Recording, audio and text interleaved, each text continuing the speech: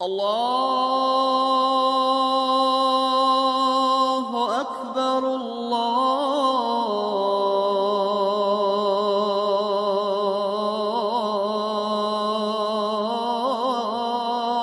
أكبر. En nuestra jutba de hoy vamos a hablar sobre un concepto fundamental en la vida del musulmán.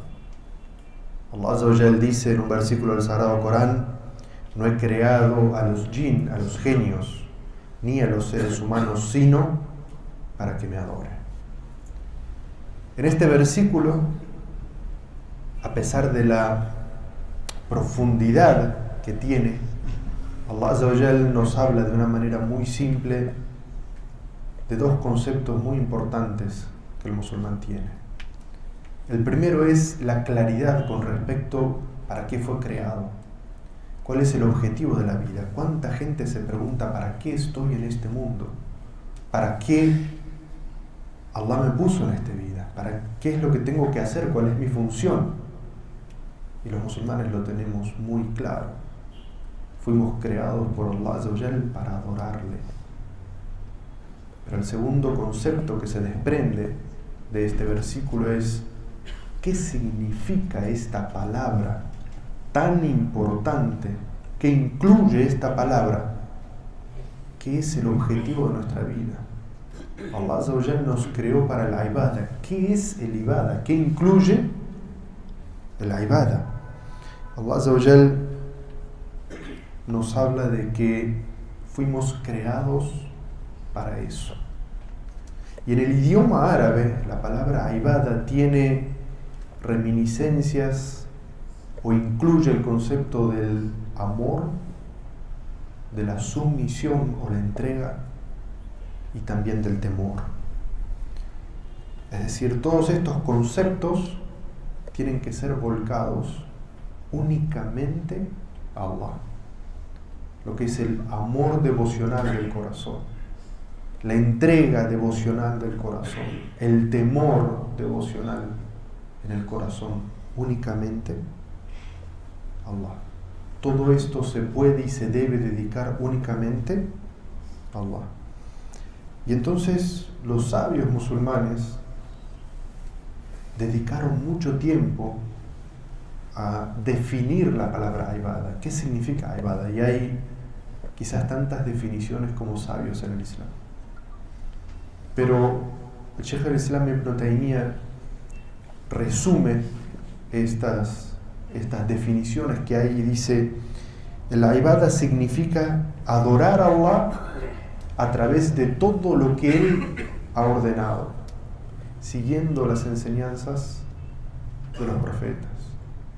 Y la segunda definición que puede tener ibada es aquel concepto general que incluye toda acción amada por Allah, ya sea esta acción del corazón, de las palabras o del cuerpo, ya sea esta acción privada o sea una acción pública. Este ejemplo de ibada, de lo que significa adorar a Allah, es un ejemplo que transmitieron y enseñaron los profetas, porque el ser humano solo no tiene ese concepto, llega a través de la revelación. Y prueba de esto es que los sahabas, cuando el profeta sallallahu alaihi wasallam le hablaba de la adoración, de la ibada, los sahabas entendían como el normal de la gente entiende, que la ibada son actos devocionales, actos de adoración, la oración, la caridad, el ayuno. Y el profeta sallallahu alaihi wasallam les dice en un hadiz: las relaciones íntimas, las relaciones de los cónyuges, tienen recompensa. Y los sahabas se sorprendieron cuando escuchan esto de Rasul sallallahu alaihi wasallam. Como un acto en el cual uno sacía su deseo va a tener recompensa, va a ser un acto de adoración. Y el profeta sallallahu alaihi wasallam les da una conclusión lógica para que entiendan por qué sí. Dice: ¿acaso si lo hace de la manera ilícita no merecería el castigo de Allah? Los sahabas entienden: claro que sí, mensajero de Allah. Si lo hace de la manera incorrecta, merece castigo. Entonces el profeta sallallahu alaihi wasallam le dice, de la misma manera, si lo hacen de la manera que Allah ama, obtienen por ello recompensa. Entonces el concepto de ibadah es un concepto muy amplio, no es solamente los actos de adoración o los ritos devocionales, sino que la adoración es toda aquella acción que Allah Azza wa Jal ama, la que puede estar dentro del corazón como la compasión, las palabras como el dhikr o la lectura del Corán, o los actos físicos como la oración, como el ayuno, pero también como ayudar al necesitado, darle una mano a aquella persona que lo necesite. Todo esto son actos de adoración. Y Allah Azza wa Jal nos dice en un versículo, por cierto que enviamos a cada nación un mensajero para que los invite a adorar a Allah y a evitar a los ídolos. Allah Azza wa Jal nos dice en este versículo que todos los profetas transmitieron este mensaje. ¿Cuál era? Adoren a Allah. Adorar a Allah implica alejarse de la idolatría. Es decir, Allah Azza wa Jal nos está diciendo que la adoración es un concepto muy relacionado con el Tawhid. Se debe dedicar únicamente a Allah y no puede dedicarse ni debe dedicarse a ningún otro. Y por eso es que la ibadah tiene unas condiciones previas para ser aceptada por Allah. Si no cumple con estas condiciones, no es una adoración correcta. De las condiciones son dos. La primera de ellas es el ikhlas, la sinceridad. Tiene que ser dedicado únicamente a Allah. Quien dedica un acto de adoración a otro que Allah, ¿qué está haciendo? Un acto de idolatría, lo opuesto a la piedra fundamental del Islam.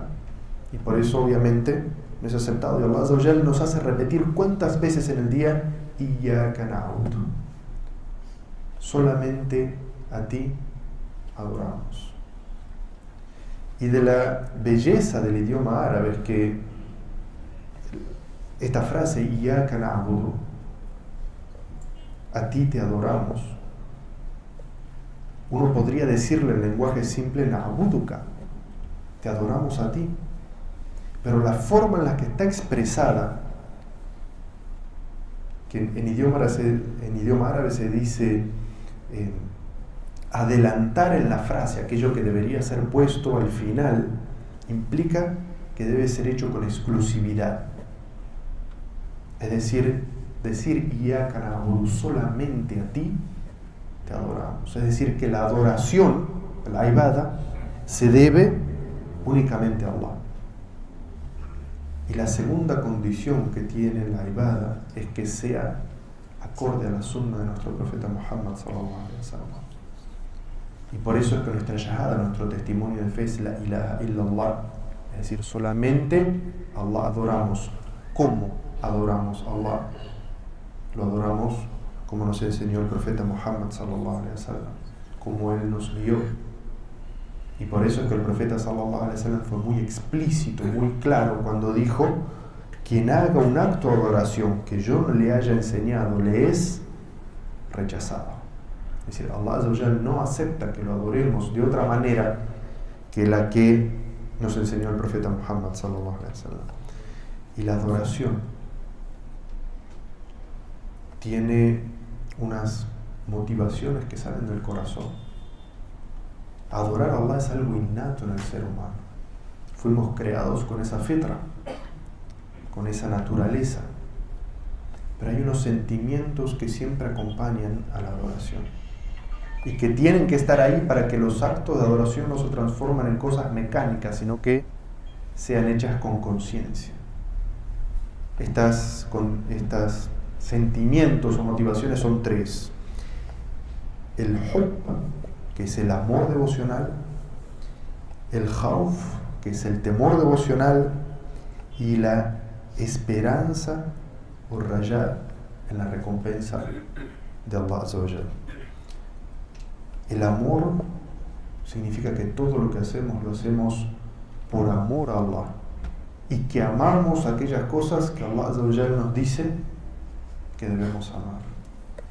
Y el temor es el temor a qué es lo que podría Allah Azza wa Jalla hacer de nosotros en esta vida y en la otra si no cumplimos con lo que Él nos ordena. ¿Qué es lo que nos podría pasar en esta vida si dejamos de hacer aquellas cosas que Allah Azza wa Jalla nos ordena? Y les voy a dar un ejemplo sencillo de cómo este temor puede pasar de ser algo devocional únicamente a Allah a convertirse en un acto de idolatría. Y es bastante normal. Todos recibimos cadenas en nuestros celulares, ¿verdad? En los mensajes de WhatsApp o de Messenger.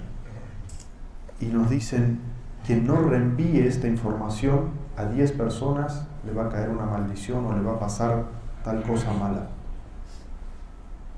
Si una persona, si un musulmán siente en su corazón el temor de que si no cumple con ello, algo malo realmente le puede pasar,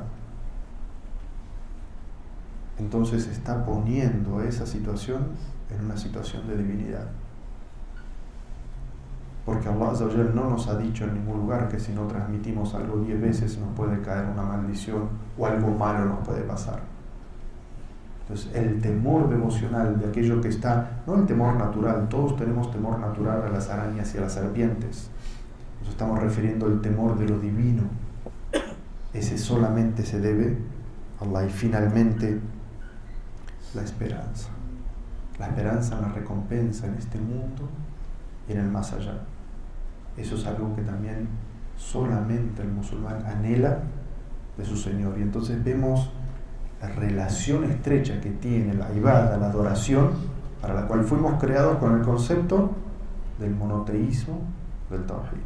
Quiero Allah Azza wa Jalla hacernos reflexionar sobre todo esto para poder ver qué tan importante es estudiar la ibada, qué significa, para que podamos cumplir con el objetivo de nuestra vida y sentirnos de esa manera personas felices y personas plenas, porque estamos haciendo aquello para lo cual Allah Azza wa Jalla nos ha creado. Y terminamos pidiendo paz y bendiciones por nuestro guía y maestro, el profeta Muhammad sallallahu alaihi wasallam, tal como Allah Azza wa Jalla dice en el Sagrado Corán: ciertamente Allah y sus ángeles bendicen al profeta, creyentes pidan paz y bendiciones.